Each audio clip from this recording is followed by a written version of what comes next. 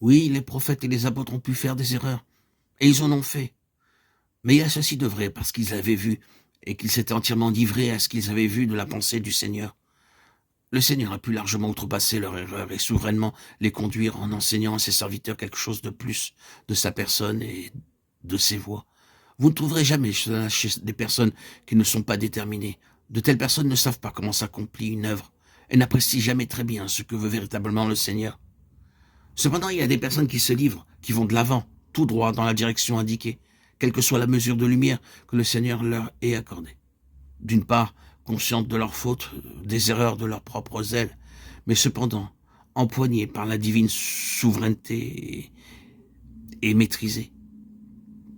Elles sont enseignées par le Seigneur, à travers leurs erreurs pour mieux connaître ses pensées et comment il fait les choses.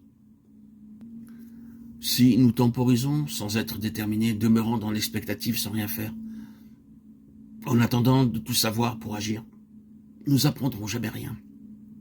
N'avez-vous pas remarqué que ce sont les hommes et les femmes avec un cœur brûlant pour le Seigneur, ayant vraiment vu et saisi quelque chose du Seigneur, qui sont enseignés? Le Seigneur les éduque. Il ne permet pas que leur maladresse ou que leurs erreurs ne les fassent sombrer. Il les gouverne souverainement et après un certain temps, elles peuvent dire oui, j'ai commis bien des maladresses. Mais le Seigneur a merveilleusement triomphé d'elles et les a tournées en bénédiction.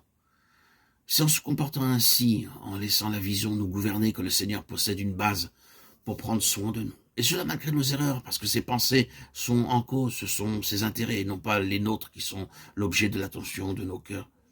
Les prophètes et les apôtres ont appris à connaître le Seigneur de manière merveilleuse, à travers leurs erreurs, car elles n'étaient pas la conséquence de leur entêtement naturel, mais d'une réelle passion pour Dieu et pour ce qu'il leur avait fait faire voir de son dessein. Remarquons que le véritable ascendant d'Israël était basé sur la vision. Il fut rappelé par Dieu à devenir un peuple qui prévaudrait sur tout le peuple de la terre, placé au milieu des nations, comme le vase du gouvernement spirituel. Le Seigneur avait promis que nulle nation n'aurait la prééminence sur eux. Sa pensée à leur égard, c'était qu'ils soient la tête et non la queue, Deutéronome 28, 13. Mais cela n'arriverait pas, bon gré mal gré, sans tenir compte de leurs conditions ni de leur position. C'est quand ils avaient corporativement et clairement devant eux la vision, comme un seul peuple, dominé, maîtrisé, uni par la vision, c'est alors qu'ils étaient la tête et non la queue. C'est alors qu'ils avaient de l'ascendant. C'est ce que nous trouvons également chez les prophètes. Pourquoi les prophètes?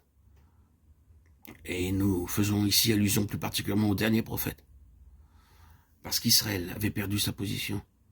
Les Assyriens, les Babyloniens et les autres nations avaient désormais plus d'ascendant sur eux parce qu'ils avaient perdu leur vision. C'est dans les petits prophètes, comme nous les appelons, que cette question est débattue. Mon peuple est détruit parce qu'il lui manque la connaissance. Osée 4.6. C'est une note sur laquelle tous les prophètes s'accordent. Pourquoi un tel état de choses? Pourquoi Israël a été opprimé par les nations? La réponse en est la perte de la vision.